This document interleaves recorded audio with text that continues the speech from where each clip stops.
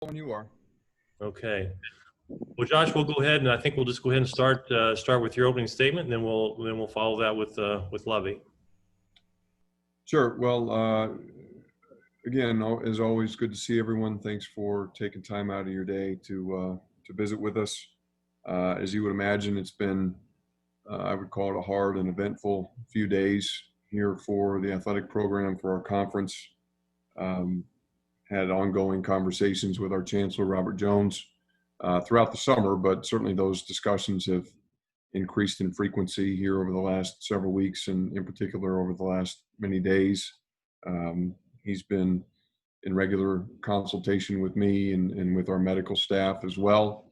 Of course, he went in yesterday in a meeting with the Council of Presidents and Chancellors, which is vested with the authority to govern college athletics, certainly within our Big Ten Conference. And they made the decision they did. We support that decision.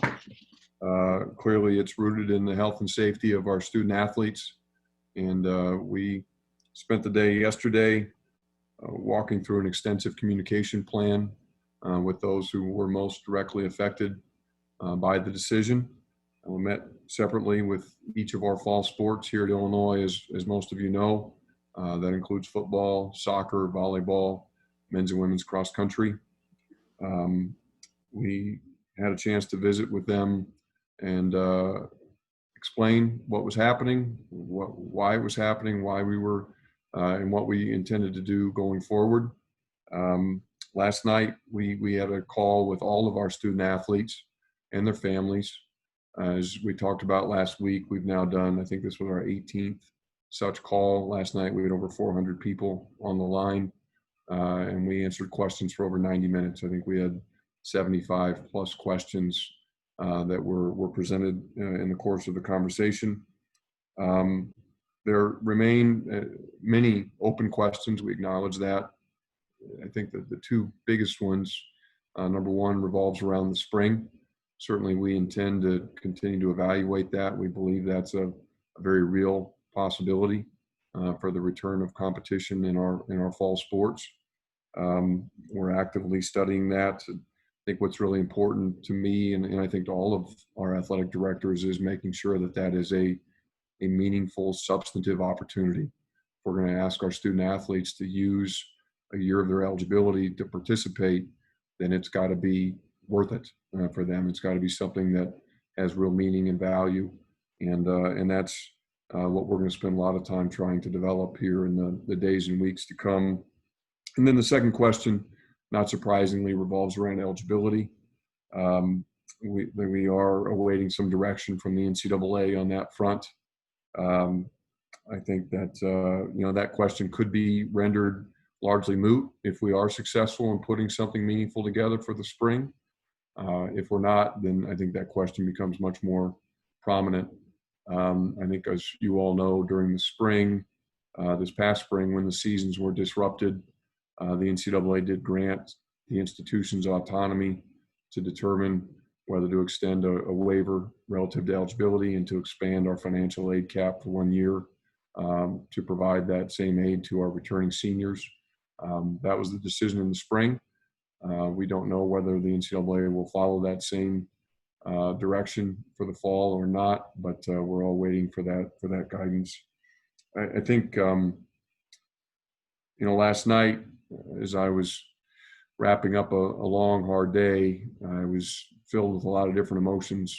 And the thing that, as I closed my eyes to go to sleep, I thought, okay, when we wake up tomorrow, we got to be ready to get back to work. I think there are people who spend a lot of time complaining about where we are, and there are a lot of other people who get busy trying to develop solutions. And we have to be in that latter group. We are where we are, and we're going to work as hard as we can and apply all the same effort and creativity as we did into developing a plan to return to play for the fall, to create an opportunity to play in the spring and to return our student athletes to some level of competition. So, that's as we think about our mindset, that's got to be the mindset of our entire athletic department. We were we struggled through some emotion yesterday, but today we woke up and we got back to work, and we owe that to our students and to our staff.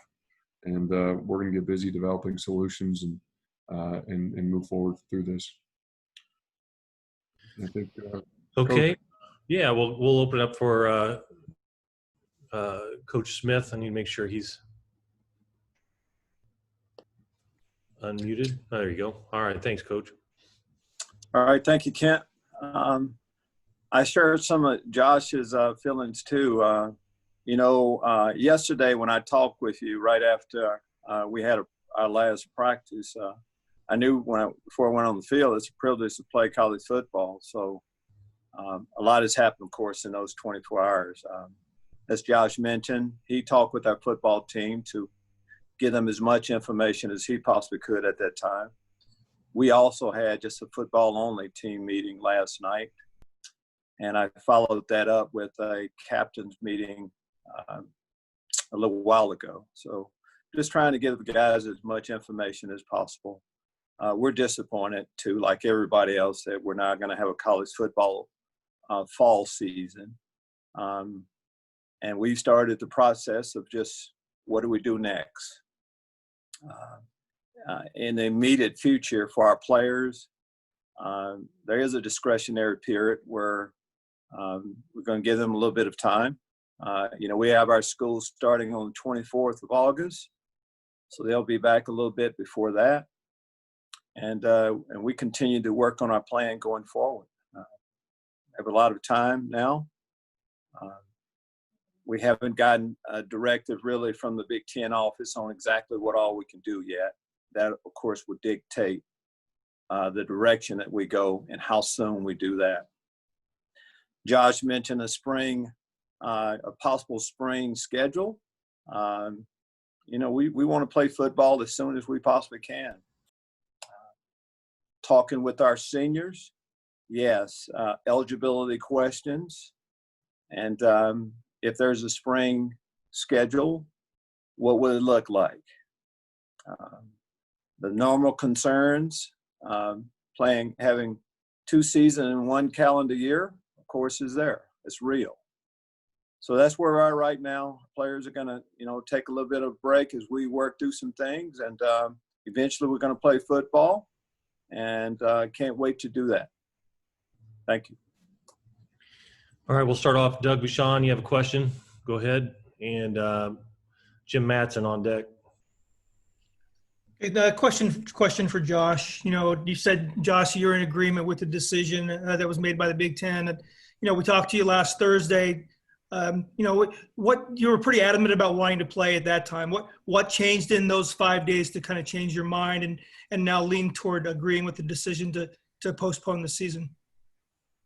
I think ultimately we recognize as athletic directors our job is to advise the presidents and the chancellors. I never pretend to be able to see all the pieces to the puzzle that they can. I think that they have a responsibility to see the biggest picture possible and to make decisions that they believe are in the best interests of the universities. And I know that on our level, on a much smaller scale, I make those decisions every day, and I don't always know how the people that those decisions affect are going to feel about it, but I expect that they're going to support those decisions. And so we're in the same boat. We're Chancellor Jones and all the other presidents and chancellors. They're looking out for the best interests of our student athletes, and so they went in that room yesterday. I think they had a very deliberate, informed discussion, and they reached the decision that they think is in the best interest of our league. And so I think all of our member schools will stand by that and support it. Thank you. I had a question for Lovie too, if I can. Go ahead, Doug.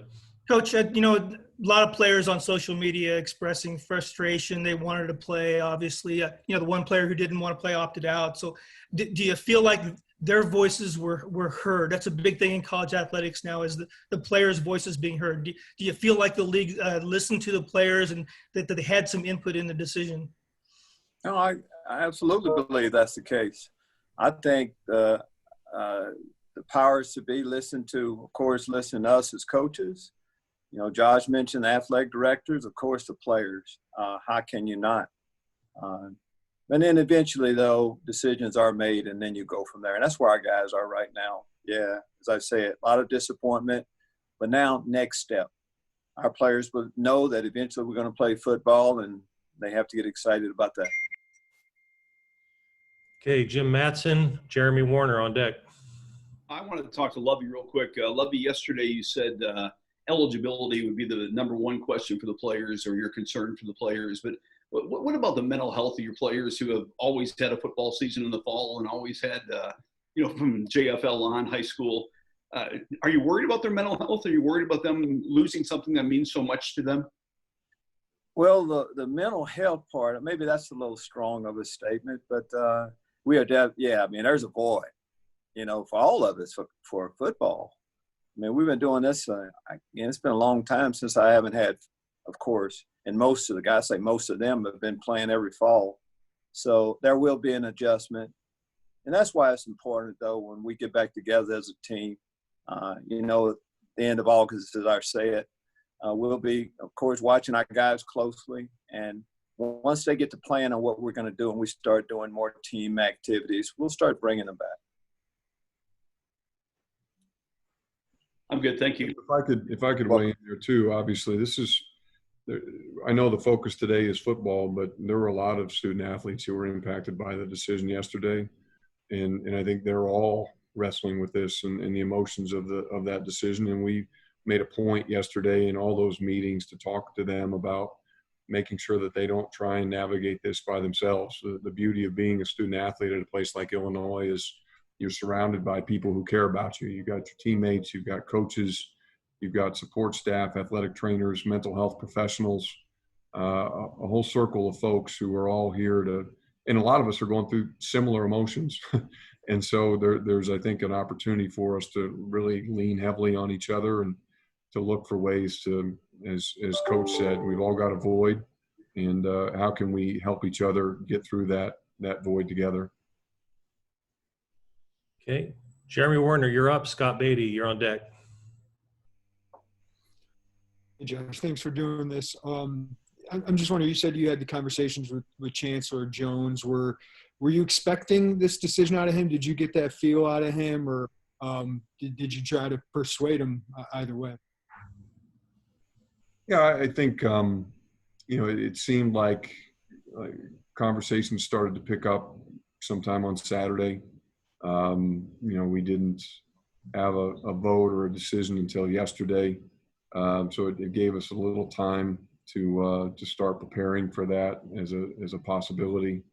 I think that, if I had any reservations, it might have been more around the timing than anything.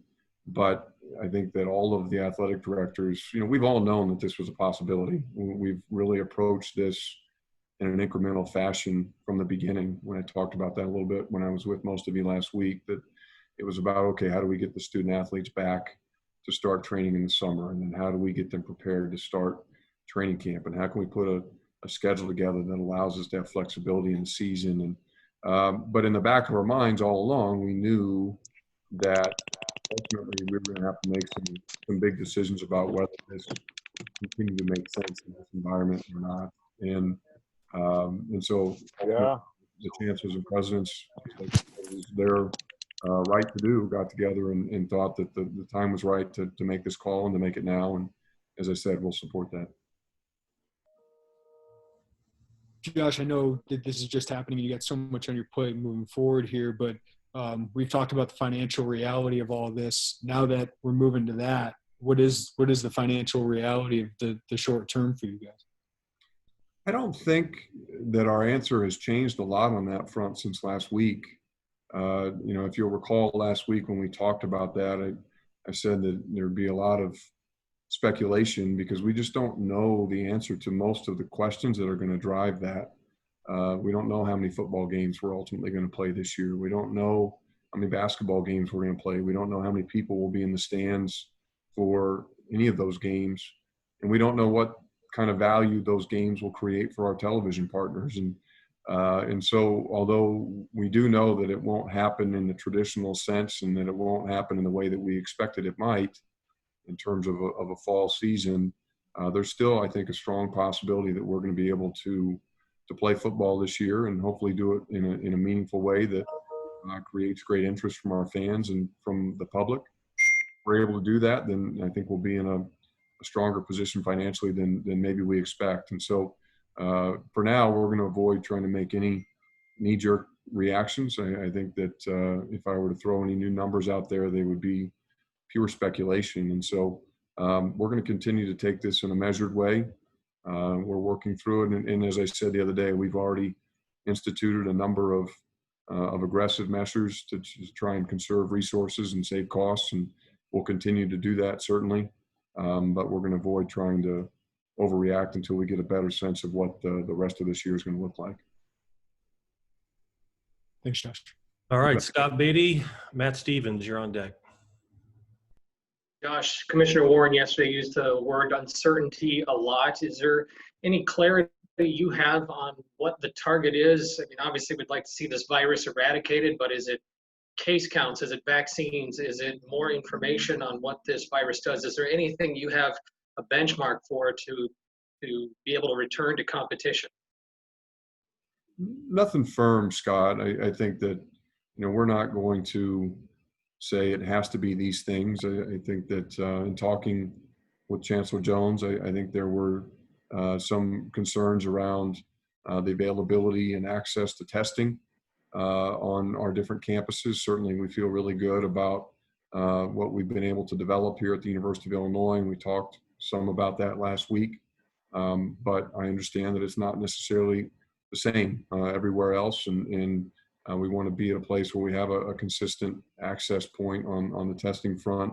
I think the contact tracing question in the context of athletics, and in particular football, was a question we knew was out there. And ultimately, I think we hoped to be able to develop a solution and just hadn't yet. The idea that you're going to go out and play football against someone based on current protocols, if one of those people tests positive, then it's inevitable you're going to have many other people put on the shelf as well, even though they may not have the virus at that moment. And how do you play football in that environment is a tough question that we'd had a hard time answering. So I think that there just are some lingering questions that we've got to try and take advantage of the time that we now have to get good answers to. And as soon as we're able to answer those to, I think, everyone's satisfaction, then we'll be in a position to start moving more actively towards resuming competition.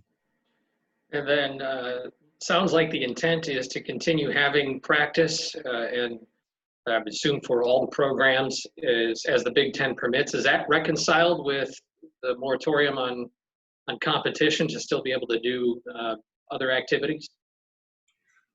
I think so. I think that we've demonstrated here over the summer months that we can have physical activities, we can have training, we can even have practices and do it in a way that looks out for the health and safety of our students. I think that most of the concerns really revolved around competition and the idea of whether it was travel, whether it was, as I mentioned, contact tracing in the context of a contact sport.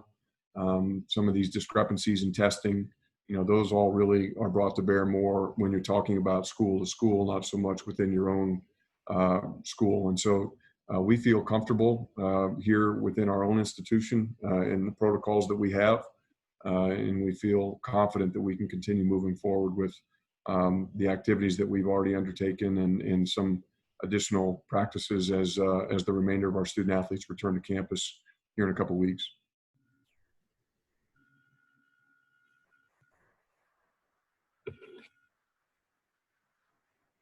I have two questions, one for Josh, one for Lovie. I'll begin with Josh. Could you speak to maybe personal frustration on your part when you see other member institutions and your colleagues talk about still wanting to play athletic contests, whether it's football or anything else in the fall, and not having a coherent message among the 14 member institutions in your league? I know Illinois is not planning on doing that, but I would imagine there's some personal frustration on your end that other colleagues are trying to go outside the league's edict to do something. If I have any frustration on that front, I think it's not unlike situations that we've had happen here on our own campus. You know, I like to have discussion in private. I like the opportunity to wrestle with hard issues and work through potential disagreements in a private setting. I prefer not to see those things play out in public. And I think this is similar in a lot of ways. I think that I don't begrudge anybody from evaluating options. I don't, doesn't mean that I agree with them, but I think each of our institutions certainly have the right and probably the responsibility to think about options. And I think that those discussions are important. But I think that in a perfect world, they would happen within the confines of the Big Ten and amongst our colleagues, and not play out in the court of public opinion the way that they have here these last couple of days. Just a quick follow-up, Josh. Are you kind of satisfied with the leadership of Commissioner Warren? And I know these last 8 months since he took the job in January couldn't have been pleasant for him. But are you still more or less confident with how everything has played out with what he's been able to put together from a leadership standpoint? I am, and I think that, you know, it's really important people understand that Commissioner Warren is just one of many people who are guiding the ship on this. Certainly, you've got the commissioner position, you've got a really talented and experienced group of staff members around him at the conference office. You've got the advice and counsel of our 14 presidents and chancellors. You've got 14 really experienced, thoughtful athletic directors. You've got a great group of head coaches. Everybody has a voice in this process, and so I think it's easy to create a focal point around Commissioner Warren. But the reality is that this is and has been a very collaborative, ongoing experience for all of us. None of us has ever gone through this, as we all understand, and we're wrestling with these issues in real time. And I think what he has done that has been really important is he's continued to facilitate opportunities for those discussions to happen. He's a good listener, and he understands that there are a lot of varied perspectives that can be brought to bear on these various issues, and he's created numerous and ongoing opportunities for those conversations to occur. So I'm grateful to him for his leadership. Like you said, it's hard to imagine a harder first 8 months for anybody in a new role, and for him to be thrust into this position under these circumstances is certainly isn't anybody's first choice. But we're all in it, working together, and grateful to him for the leadership he's providing every day. Quickly to Lovie, it seems to me like in your league, you have colleagues of head coaches that have experienced spring football before. Jeff Brom played in the original XFL. Paul Christ has experience in what used to be NFL Europe. You have experienced, at least from the outside, what spring football looks like at the professional level. I would imagine you guys can come together with maybe a plan for what spring football could look like at the college level with all that experience. Well, experience helps an awful lot. And, first, of course, everybody wants to play football as soon as possible. So you come up with ideas. So I think we can come up with a plan for the spring. To me, it's more the coming up with the plan for the spring and the fall. That plan. None of us have been through that. So that's what will be interesting to see how those discussions go. But that's the next thing for us to do, is start, meeting, which we've done an awful lot of since about April. We as coaches have been meeting constantly. And hopefully we can come up with a good plan that the players will feel good about. Thank you, guys. Coach? Yes, Bob. Yeah, a couple of quick questions. If you thought about the other schools, Big 12 announced they're going to play, or the plan is to play ACC, SEC. Have you thought about that? What's your reaction to them playing? How you feel about that? That's one. My second one, do you worry about losing kids to other schools that are actually playing this year? As far as, I'm a football fan, a college football fan, so I'm aware of the conferences that still have a schedule, that are getting ready to play.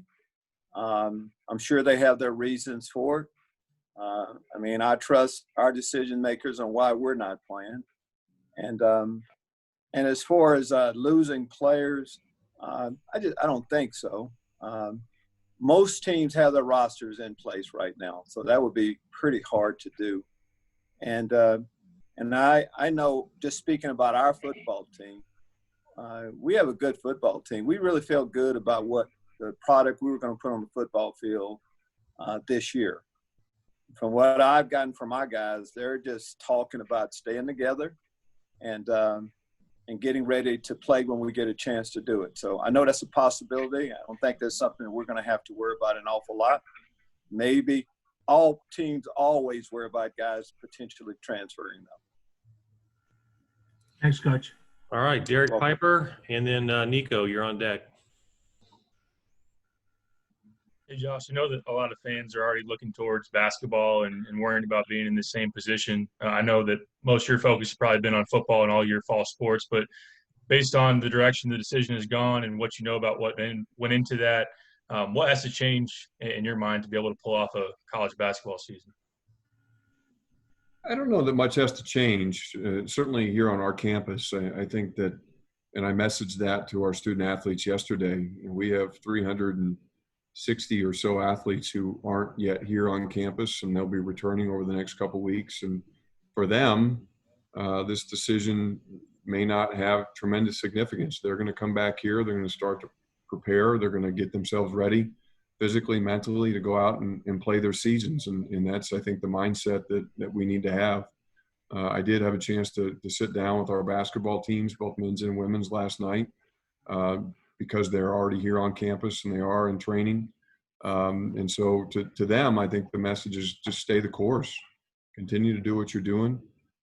We understand that there are some events to come here that will have impact on that decision. I think that we need to continue to demonstrate that we can do this, that we can do this in a healthy way, that we can do this in a way that looks out for the safety of our student athletes, that our testing numbers remain steady, that when the student body comes back, we don't see a dramatic uptick within our teams, that they are continuing to demonstrate the behavior that's necessary to minimize the spread of the virus. So I think that, our message to our student athletes in our winter sports, and in particular in our basketball programs, is, and just keep doing what you're doing and get yourself ready, because we're gonna go out and play, and we're gonna continue down that course until somebody tells us we can't. And that's been the same approach we've taken relative to this virus from the very beginning. It's the same message we gave to our fall student athletes as we were working through the summer. We didn't know what the future held, but we knew that if we didn't plan to play, that there was no chance it would happen. And so we were going to walk down the path as long as we can. And I sit here today, I'm still optimistic that we'll be able to play our winter sports. We saw the TBT get played in a bubble, the NBA going on in a bubble, obviously different circumstances with those, but is a Big Ten basketball bubble possible? Is it something that's being discussed? We haven't had in-depth conversations yet around basketball. As you said, Derek, we've spent a lot of time here these last couple of weeks really focused in on fall sports. I know that there's been some conversations thrown around publicly about the idea of a college basketball bubble. Whatever it would be, it would certainly be different than, the big bubble. The primary bubble is what the NBA has been able to do down in Orlando, obviously, and there's some major differences between what we would be able to do and what they do there. So I don't know that we're ever going to be able to truly create a bubble, but I do think that there's an opportunity for us to really look at having an environment that's as safe as possible for basketball. And I think there's some unique opportunities presented during the winter months that we could try and take advantage of to maximize that to the best of our ability. Okay, thanks, Derek. Nico, you're up with Alec on deck. Hey, Josh.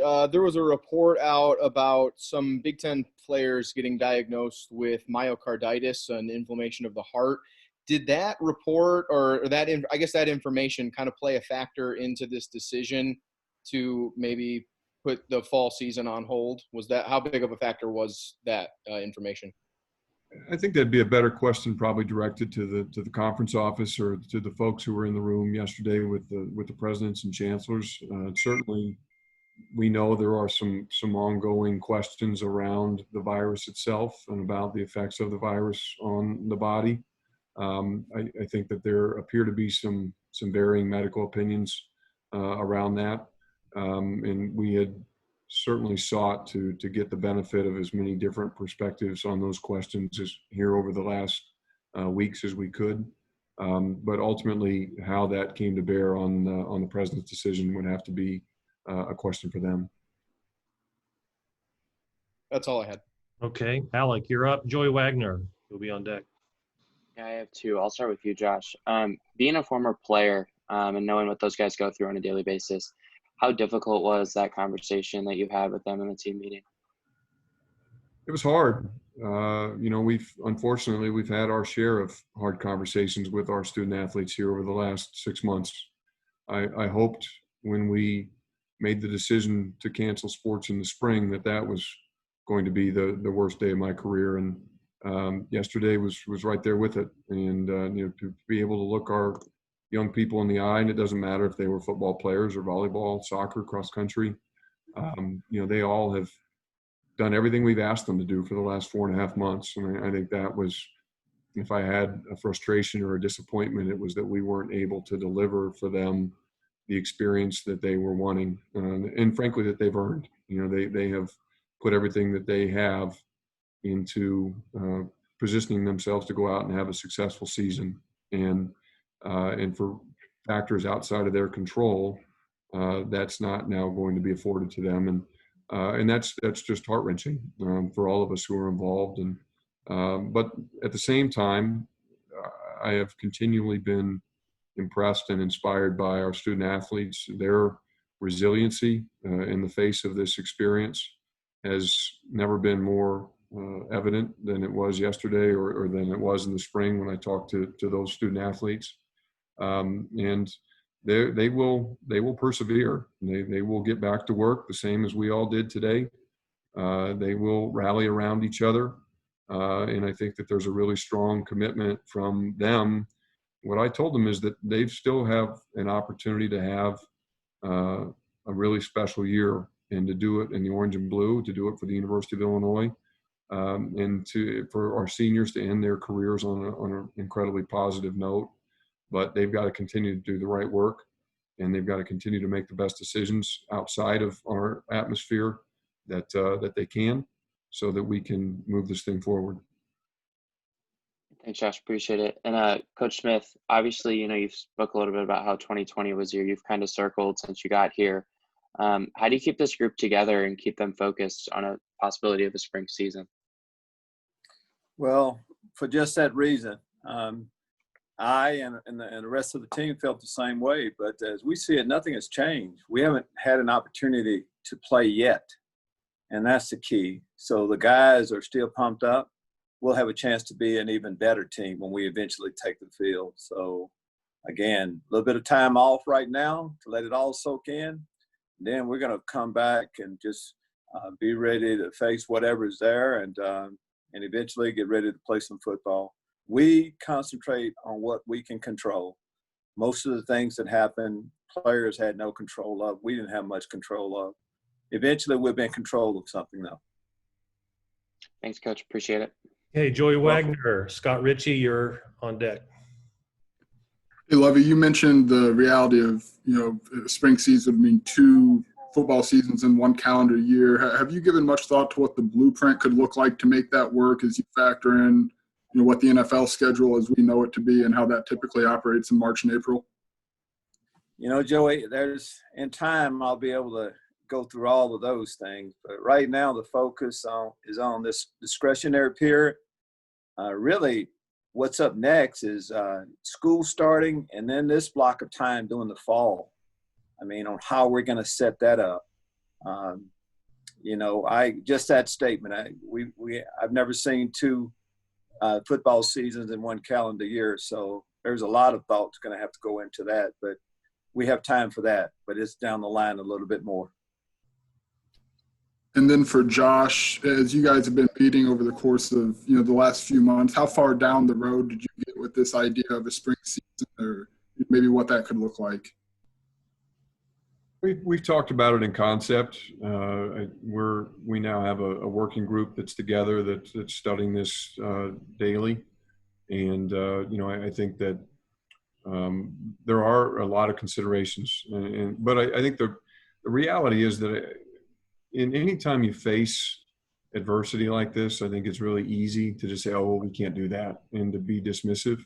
I think that in the most adverse situations is when you come out with some of the most creative ideas. And so we're going to get the right people in the room and really dive into the weeds on how we could make this work. And we've got to be really thoughtful and mindful, as Coach said, about the physical element of the game and how much we can realistically and fairly expect and ask of our student athletes.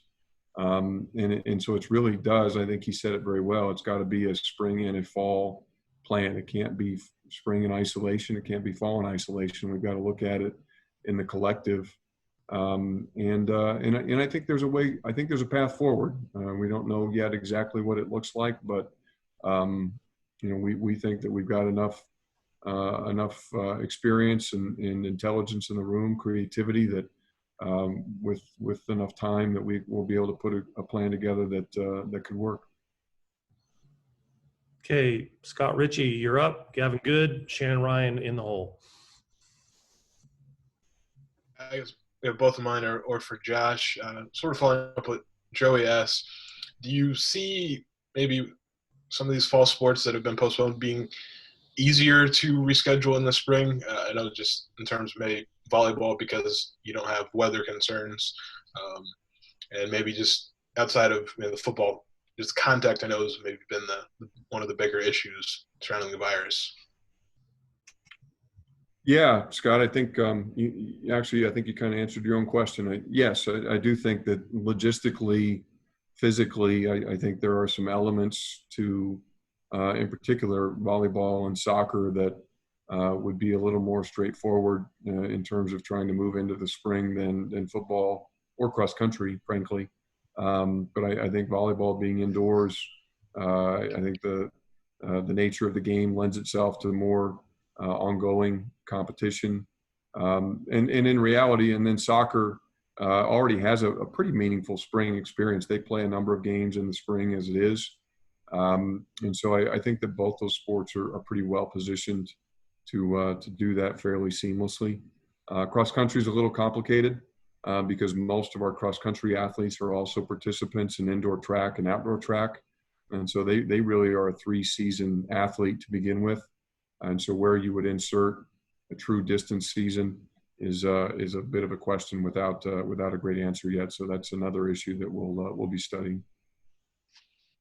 I guess just from a financial standpoint, you've talked about having different levers that you can pull, when need to. I mean, is there an order to those in your mind? Something that you would consider doing first in terms of maybe saving some money?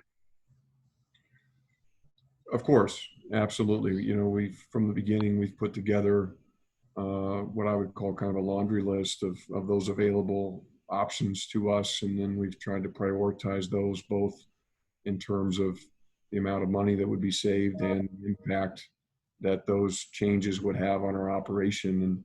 And so it's not a straightforward analysis. Sometimes the line isn't direct from one point to the next, but trying to find the intersection between those two considerations, and we're always looking to best we can minimize the impact on our student athletes and on their experience, but also recognizing that at some point some of these changes will have impact on that experience, and how can we try and make that as marginal as possible has been an ongoing effort from our group. And so that has absolutely been a part of our effort here over these last 5 months, and it will continue to be a big focus of ours as we move forward. Okay, thanks, Scott. Gavin Good, and then Shannon Ryan. Hey, everybody. Thanks for doing this, Lovie and Josh. First question is for Lovie. Coach, I would imagine you haven't had a period this long in your career between, being able to play football games as what we're entering into right now. You've talked about, keeping the team together and building in this time. What do you just think you can accomplish in this time, and what are you hoping to do? Well, I mean, a lot. I kind of talked a little bit about what we're going to do initially, and that's not doing all very much. Get our heads together. And then we had a chance, as I saw it. We came back, our players came back on campus in June. Had some good work done then. And we had a 5-day mini camp. We had excellent work done during that time. We have a big block of time now to space it out to, it's a long period of time. We're not playing a football game, so we can get a real good plan to continue to develop our athletes. We have a lot of freshmen, and normally, freshmen is kind of thrown in there too soon. Now we have a chance to really get them ready to eventually play games. So we're going to be able to get a lot accomplished during this time. The disappointment is there, believe me. And you mentioned not going through a fall season. I'm going to have to figure that out. What do we do? What do y'all? Now, I guess you've been in sport too. So we got to figure out what we're supposed to do on the weekends. But we'll figure that out. And again, our football team will get a lot better during this time. Thanks, Coach. Josh, I got a few questions for you. And the first one is kind of just a clarifying question. Was it Chancellor Jones who had Illinois' vote, or was that the president, Timothy Killeen? Because, everyone kind of throws around chancellors and presidents interchangeably. Sure. So the highest governing body in the Big Ten's structure is what they call the COPC, the Council of Presidents and Chancellors. And that's simply to recognize that different campuses have different people as their CEOs. Some campuses term their chief officer as the chancellor, and others term it as the president. For our purposes, that is Chancellor Jones, the chancellor of the Urbana campus, is the representative to the COPC, and he's who participated in this process for us. Thanks. And then, so going off that, I would have asked Chancellor Jones this, but given that you guys support their decision and that you're in the same circles, I'm wondering if Illinois hopes to kind of help other schools implement the rigorous testing system that Illinois has, because you guys are kind of in a different place than other schools in the league, it seems, as far as being able to turn around these tests and have a student body that's going to be heavily tested as well. It's a great question, and probably one that would be better directed to him. But what I can tell you is my very limited understanding, and so take this with the grain of salt that it deserves. But I think there are some external limitations on our ability to share it more broadly. I think that the test that we've developed here locally is something that we have great confidence in. We're very proud of, and I think it does have the possibility of being very beneficial to other places, whether it's other communities, other parts of our own state, other universities. But I think there are some restrictions on how broadly we can utilize it in other places until it passes through some other protocols and reviews before we can take it more broad. Absolutely. And we were talking about soccer and volleyball and cross country and how their situation compares to football. I'm wondering, Coach Smith was talking about all the things that he can get done in this time. I'm wondering how different training and rules will look for those sports. There's not as much contact. It's not like people are tackling each other in those sports. But what do you think they'll be able to get done, and how might that differ from what the football program is able to do? I would hope, and I think I'm looking at Kent here. I think there will be an opportunity to visit with those coaches tomorrow, and so it'd be great for you to ask them those questions. But you're right, and as we work through the weekend, it became evident. We've all known this, but it really hasn't ever been relevant. But football, it's always easy to sort of divide or characterize the level of contact by the kind of equipment you wear, you know. And so if you're going to be in, and for those of us who've been around football for a long time, we know that's almost kind of a second language. You're wearing helmets, you're wearing shells, you're wearing full gear. And so what you choose to wear onto the field to a large extent dictates what kind of activity you can have when you're out there.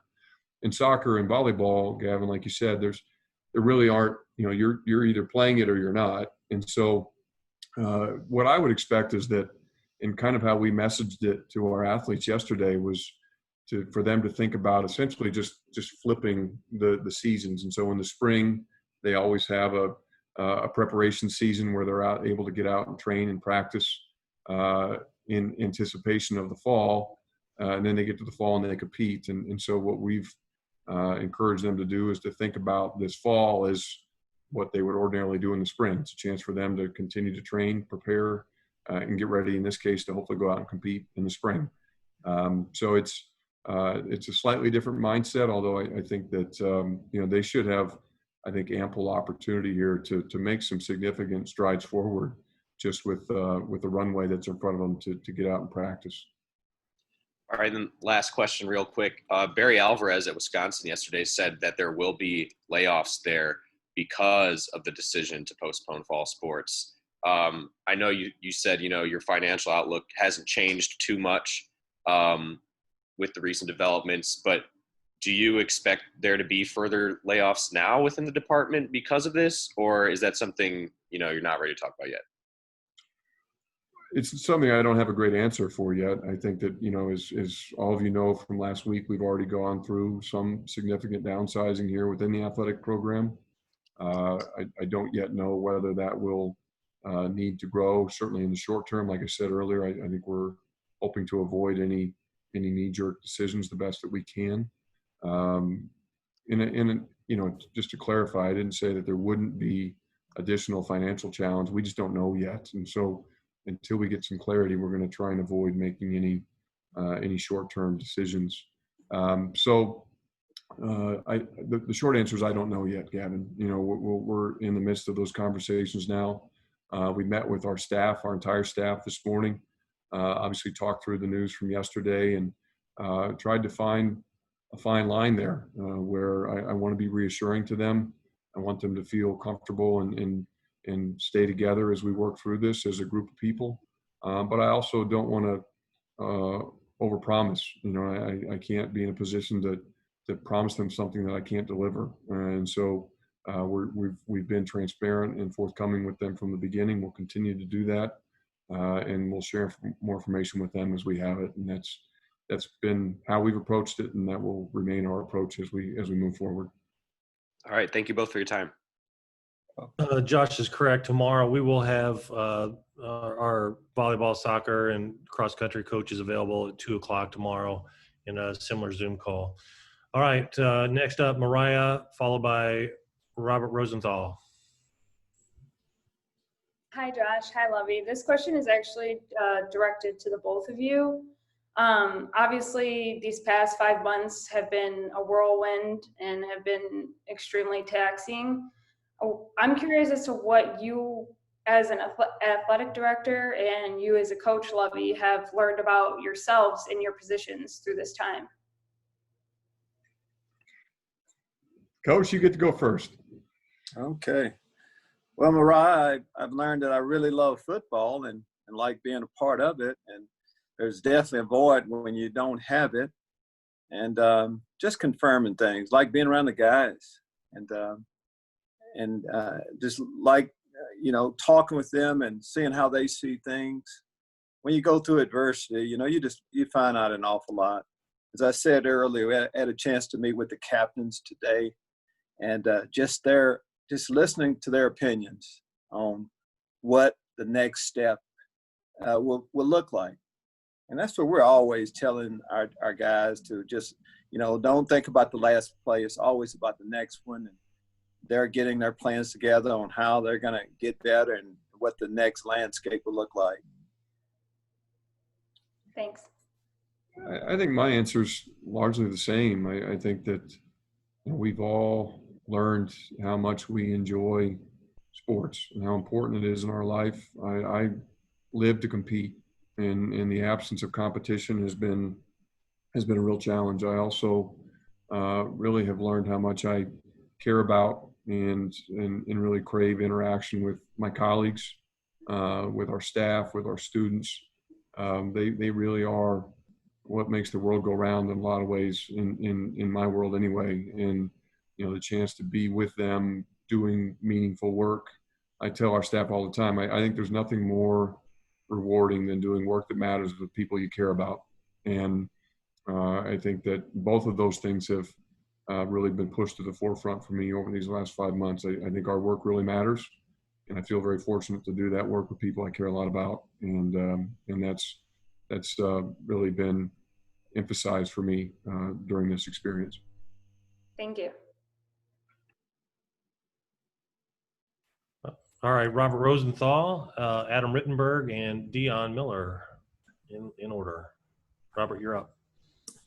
Yeah, first one is for Josh. This is a clarification question, but neither tennis nor golf were mentioned in the press release from the Big Ten or your press release yesterday. I know they're both spring sports, but they do have fall competitions. Like there's usually the Fighting Illini Invitational. Are those as well canceled? Like the independent stuff they do in the fall, can they do that, or is that canceled as well? Yeah, for those sports, I think, as we've approached this virus, our conference has the same general mentality, which is consistency. So certainly the idea that we're not going to compete in our fall championship sports, I think it's evident that we won't be competing in any sports during that time frame. So for those sports, they won't be engaging in competition during the fall as well. Okay, and my second question is for Lovie, and it's a question of recruiting. You mentioned, obviously, with spring football, that some seniors may choose to opt out, want to play a full season in the fall, whatever it would be. How do you approach that with your scholarship number and your, recruiting this current class right now, knowing what your number would be come next fall? Robert, this decision, kind of affects an awful lot, as you know. I've talked about the concern our current roster has about eligibility. Another area, of course, that we'll have to do a lot of, research on and figure out a way to handle will be the incoming class too. We have committed players right now that are planning on coming at the break. We have to see how that landscape kind of plays out a little bit. Of course, college football is not the only sport that's canceled seasons. We have athletes that are committed to us that aren't playing high school football now. So, my answer is that we'll work through all of that, get a plan for all that too. But these are complicated matters, but we'll eventually have a plan for it. Okay, thanks. Thanks, Robert. We've got time for just a couple more questions. We got till the top of the hour. So Dion Miller and then Marley. My question's for you, Lovie. Just from a human standpoint, last season your team had a lot of success and there was a lot of momentum there. I know you mentioned the disappointment they're naturally feeling, but for you too, is it disappointing that you're not able to build on that right away? Dion, yes, there's those feelings on building on that right away. But I'm just holding true to keeping this football team together. And eventually, we're going to be stronger when we get a chance to play. And that's the thing. We are going to play. And again, we're going to try to keep this football team together. And we just have more time to really analyze what happened last year. 3 of those losses, we didn't have our starting quarterback. So, in our mind right now, look at college football when we do get a chance to play. Okay, I skipped over Adam Rittenberg. We'll go right back to Adam. Go ahead, Adam. Yeah, I had one for Josh, one for Lovie. For Josh, one thing that I've heard from a lot of coaches is the difficulty around contact tracing, especially because it's controlled by, in some cases, the state, in some cases, the county. How much work has to be done there, just as far as uniformity, for, in your mind, the Big Ten to go forward and say, we can do this in football and we're not going to have 50 guys, like Kenny, you mentioned earlier, even if they all test negative, 50 guys out because of contact tracing? I think there's a lot of work to be done there. I think that trying to develop some consistent standard that's applied to the entire conference is really important. If you're University of Iowa and one of your athletes test positive and then you come into Illinois, are you following Illinois guidelines or are you following Iowa guidelines? Here in Illinois, and I'm not at all an expert, although I've learned a lot more about this in the last few months. My understanding is here in Illinois, we just recently changed our guidelines of what constitutes a quote unquote close contact. Until just the last week or so, I think we were following federal guidelines, and it was, I think if you were within 6 feet of someone for more than 15 minutes, that was a close contact. Just a week or so ago, in the context of athletics, of sports, they said any contact counted as a close contact. And so, that obviously sent off some warning bells for us. That was a major source of concern. And I know that the other 11 states, or the other 10 states, I guess, where Big Ten schools are located, had varying guidelines as well. And so that is certainly something that I think we've got to work through as we head through the fall and start to target that spring return. And then for Lovie, real quick, I know you said you were concerned about the immediate, not necessarily the spring yet, but Ryan Day earlier today said it's imperative that if we play, it got to be early January and try to wrap up before the NFL draft, and we got to get going on the planning. I'm just kind of curious your thoughts on that proposal, Lovie, if that's something that you think is possible or probable or the best way to do this for a possible spring season. Well, I know it's possible, and that's what we've said, that a spring schedule is possible. And as far as the planning goes, yes, as I mentioned, we've been planning and have weekly meetings since April, and we'll continue those. So we'll start planning for all those scenarios. But before the draft does come into play with it. All of these things are connected, just like we said, spring and fall schedule is connected. All of these other things are high school athletes coming in. All of them are connected. We'll start working on them right away. But starting in January, I'm anxious to see how this will look. When something is totally new, you're excited about it, but I'm anxious to see how it'll really look. Thank you. Okay, last question. Marley, you make it quick if we have it. Yeah, sounds good. My question is for Josh. Well, thank you for your time today. I guess do you know if there were any conversations about pushing back the fall or delaying it by a couple weeks, and why it was just thrown entirely to the spring? Do you know anything about that? I can speak more to the first part of the question. Certainly those were discussions. I think that we all understand that we built a schedule with some flexibility in it. We did that so that we would have some opportunities to approach this in different ways. And so that was a major topic of conversation over the last couple of days.